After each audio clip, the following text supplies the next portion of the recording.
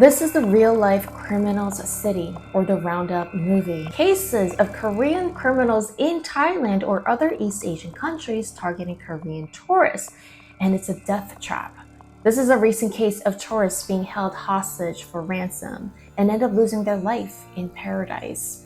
It's also a warning to the tourists and possibly any of us that could be there. And be careful who you become friends with during international travel. So the Roundup movie series, or in Korean, 범죄 도시, is a popular movie in South Korea. I've never personally watched it. It's a movie about Korean gangs that operate in other East Asian countries, pretending like they're going to be a tourist guide for you when you come to these countries just to have vacation, but they end up losing their lives in one of the most brutal ways, and I thought this was an important video to make. Remember, if you guys like these videos, the algorithm hasn't been algorithming. So just a like in this video, subscribing, and leaving your comments on what you thought about today's case. It's going to all really help to boost and allow these videos to be heard and seen so that we can get justice for these victims. And honestly, after doing these kind of cases, I need to relax. I'm always looking for a fun, mystic, and mysterious game to play, and I found one, Merge Dragons. It's one of my favorite mobile games to play right now, and big thank you to Merge Dragons for supporting today's video to allow GRAZY TV to continue growing. This game is all about discovering the mysterious world of Dragonia, a world of magical dragons and mischievous foes. It's a challenging puzzle game with over 600 quests and endless worlds that you can discover. Match mystical items to create powerful wonders, unlock the camps, and collect your special dragon. I have it on my mobile phone right now. I love to play whenever I'm relaxing, taking a break, but also want to challenge my brain because you know I'm a Gemini. There's mystical and fantastic stories that you guys could follow. It's also free to play, so why not? Dragon eggs, trees, mystical items. I'm on my way to collect my over 500 unique dragons, so you guys can use the QR code here to download for free. Or I have a link in the description box. Just by you guys checking out and clicking the sponsors really help to grow and let GRAZY TV continue. And by the way, I'm filming it today on my birthday, so for my birthday present, leave a comment, maybe play some games. Thank you so much to Merge Dragons for sponsoring today's video, and let's get back to today's case. So the first case actually happened very recently, and it's about a victim named Mr. No, and he was only 34, so in his early 30s. He entered Bangkok, Thailand from South Korea on April 30th, 2024. The case is still developing, so we don't know the entire story, but we do know that it seems like Mr. No went to Thailand quite often, and he actually had a girlfriend in Thailand. So it meant that he wasn't new here, but he doesn't live there either. A week since No was supposed to be in Thailand, his mother got a call from an unknown number. On the call, which seems like it was used by these apps that's hard to be tracked, they said, quote, "Your son has involved with drugs here, and it's going to hurt us too, and will get complicated. It can leave him and us to big trouble, so you must send us about 1억, which amounts to about $73,000, or else he will be..." And it was such a threatening call. Now, in the beginning, of course, the mother and the family thought that this was voice phishing, which is very common in Korea. Basically, phone scammers, and this definitely does sound like a phone scammer. I would have just hung up too. But the family knew and grew worried as No actually was not able to be contacted for a few days. And that's when the family went to contact Korean embassy in Thailand. The embassy then got to work to contact the Thailand police, and they started to search for Mr. No. Where was he? Finally, the Thai police got a trail, and Mr. No was last seen on CCTV footage on May 3rd. And here in the CCTV footage, he is seen drinking at a club called Route 66, starting from the night of May 2nd. Now, of course, the Thailand police contacted the girlfriend, and the girlfriend said, "Yeah, I was drinking out with him. We went to a club called Route 66, and my boyfriend, Mr. No, claims that he met these fellow Koreans, 2 Koreans, and he claims that he became close to them while drinking that night." So according to the girlfriend, she says that he did not know these Korean men. Now, we don't know exactly what happened that night, where the girlfriend went, if she went home early, where she was staying at the club. We do know that Mr. No at around 2:25 a.m. on May 3rd went inside of the car with these 2 Korean men. It does seem like he was pretty drunk. We don't know how drunk he was, but he was willing to follow these friends that he met. Now, a lot of people question, well, would you be inclined to follow strangers home? I mean, I know you are a male. I mean, it's obviously a bit more dangerous for a female, but could it be that Mr. No actually knew these guys? or if they were strangers, did they feel comfortable that they were Korean and obviously they were going to take care of it. I mean, this like a little scoop in the hug in his back seems a little intimate in my opinion. And from here, it seems like he was taken to a condo apartment by these two men that have rented it out for a couple days. Police were able to track these men again using CCTV footage, and they were seen renting multiple cars, like 2-3 cars throughout the couple of days. They also were seen going to a supermarket and purchasing some supplies, including a big plastic garbage bin. What happened inside of the condo, we will never know, but we will come back to this in a bit. In the next CCTV footage on May 4th around 9 p.m., the same pickup truck is seen carrying the black bin, and they were seen parked near a reservoir for about 1 hour. Then the men are seen driving back to their condo. The Thai police determined that there could be a high chance that actually Mr. No was no longer alive and he could be in this reservoir.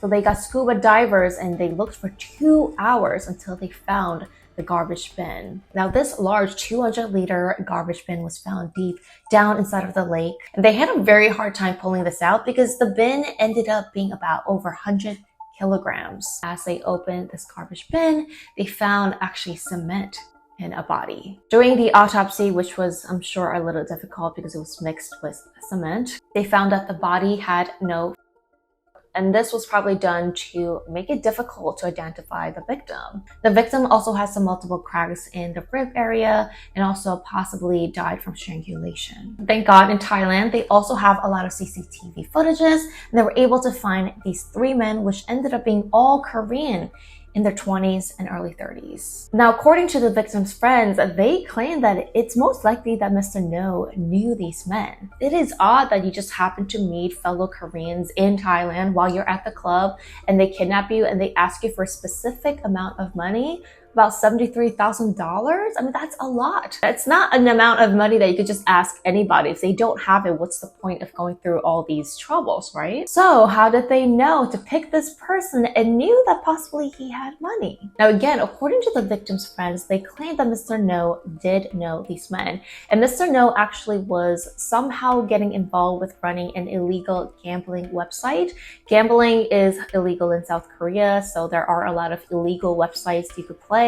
And there are actually a lot of cases where a lot of Korean convicted criminals fly to East Asian countries to illegally operate these gambling sites for people in South Korea to play. So somehow Mr. No earned money that way doing some illegal activities, and that's how he got to know these 3 suspects. Now the unconfirmed story goes that Mr. No was involved in these illegal activities with these 3 men, and somehow, I don't know if he lost the money or he took the money, these men were blaming Mr. No for losing a lot of money. We're talking about literally like hundreds of thousands of dollars. Then Mr. No came to Korea to, I guess, take a break from this operation or to run away. And apparently these men were pretending to be nice. I mean, like, oh, we can like get through this. Just come back to Thailand. We'll talk about it. We'll get through it. You know, you just have to come back and we'll start new. It's okay. And that's one of the reasons why Mr. No might have came back to Thailand, met up with these men, but it was a trap. It's odd because actually one of the youngest suspects, he is a 26-year-old. He actually came to Korea after Mr. No passed away. It seems like he wasn't even hiding. Obviously, he took his passport, went to Korea, he was in his house, and police was able to arrest him then. So if he was involved in such a crazy high crime like this, why would he come back to Korea, a place where anybody could be found? Now, according to this 26-year-old suspect, he claims that he wasn't directly involved. He didn't know that Mr. No was murdered and that he was just part of this illegal gambling website operation, and he found out later. And the 2 men who were technically like the boss and the leaders of him told him to go back to Korea because he's not involved, he doesn't know anything about it, and it's all fine. So the 26-year-old suspect is in South Korea detained right now, and the 2nd suspect who fled to Cambodia was arrested. The 3rd suspect, who seems like the main leader of this whole thing, has not been found. He is determined to be somewhere in East Asia at the moment. Now, according to the suspects, they claim that they kidnapped Mr. No on the morning of May 3rd. They took him to his car and they actually fed him some sleeping pills. Possibly the next day, they were trying to transport him to another city. And inside of the car, they claimed that he woke up and they got into this physical fight. And that is when, we don't know who, but maybe they took turns, or one of the men him and he passed away. We don't know if this is the true story. Honestly, I think that there is more to the story than they're telling, obviously to get away with the crimes,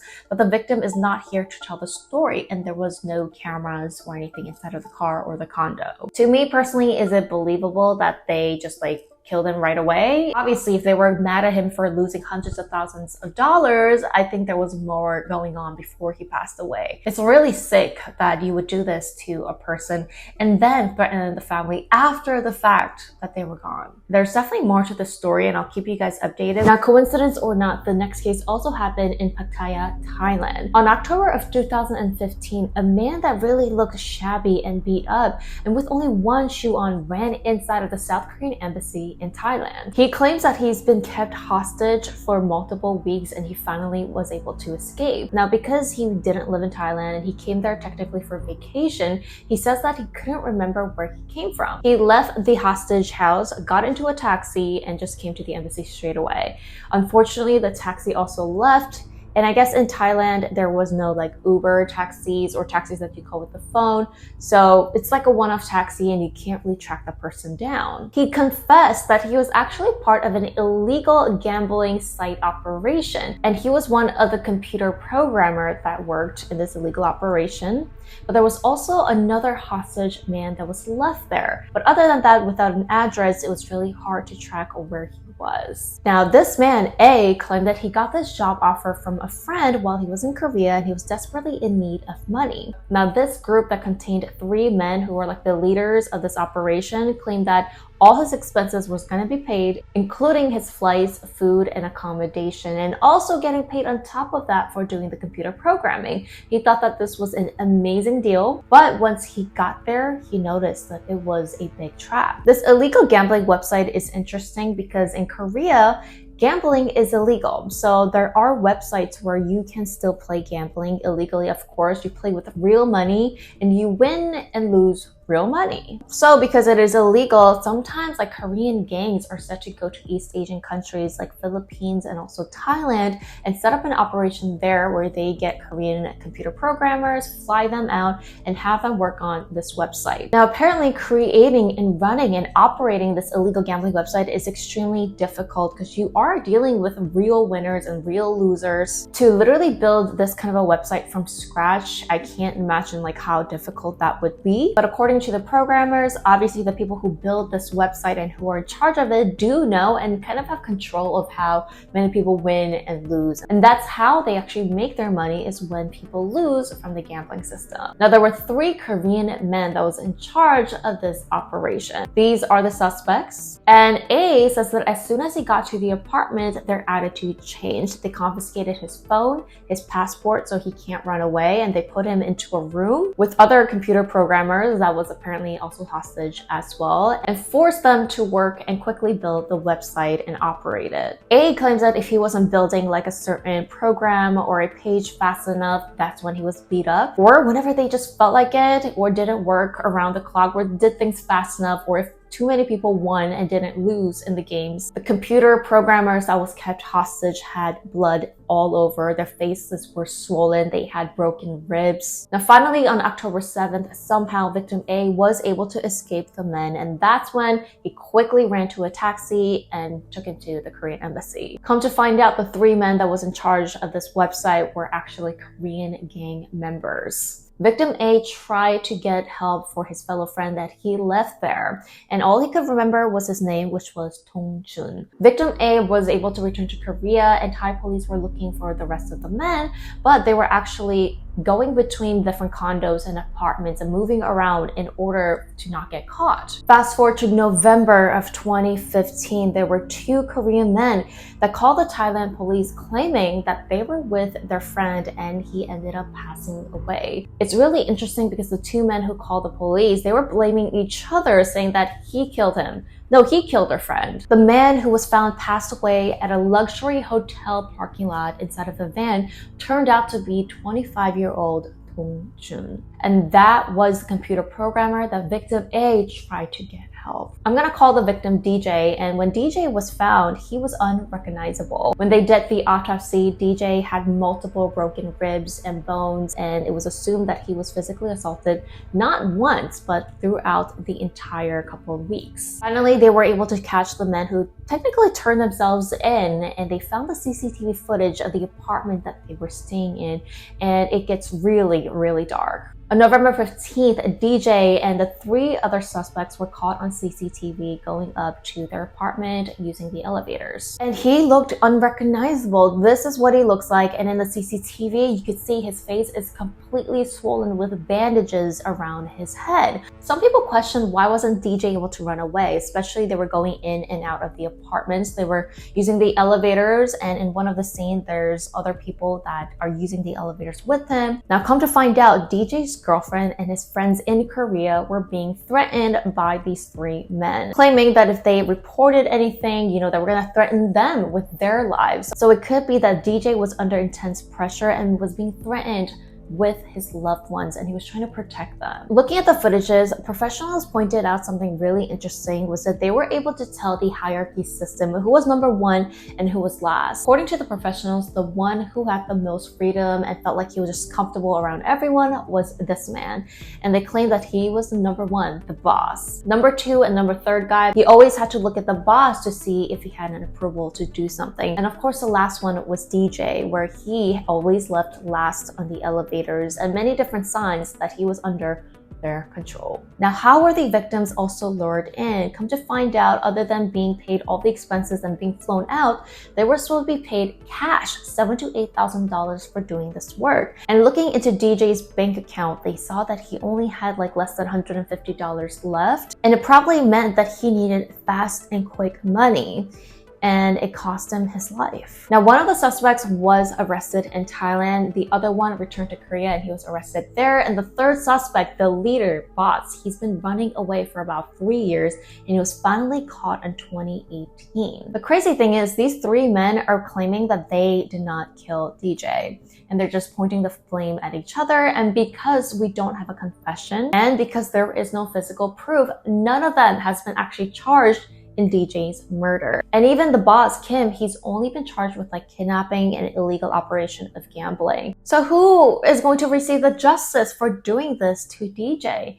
A young 25-year-old programmer. Now, I'm not saying that just because we go on a vacation to Thailand or other countries that this is going to happen to us, because technically they weren't 100% tourists that just randomly went there and randomly met these people. But I did do a similar case before of a Korean man who went to the Philippines just by himself to completely be a tourist on his vacation and met fellow Koreans, and the similar thing happened to him. So it can also happen to completely tourists. And if you go to these places like this, even me, I'm going to Thailand actually very soon. Just be on the lookout who you become friends with. Of course, there's many, many great people out there. These cases are rare, hopefully. But at times, you do have to have eyes on your back. You do have to be wary about people who might be very friendly towards you. It is just so unfair what happened to the victims in today's story. I think they were just doing it for a little extra money. I mean, they had no idea that something like this would be coming. Thank you so much for watching. Leave a comment down below with your thoughts. Thank you so much to Merge Dragons. Remember, you guys can use the QR code or the link in the description box below to download, and see you guys in my next case.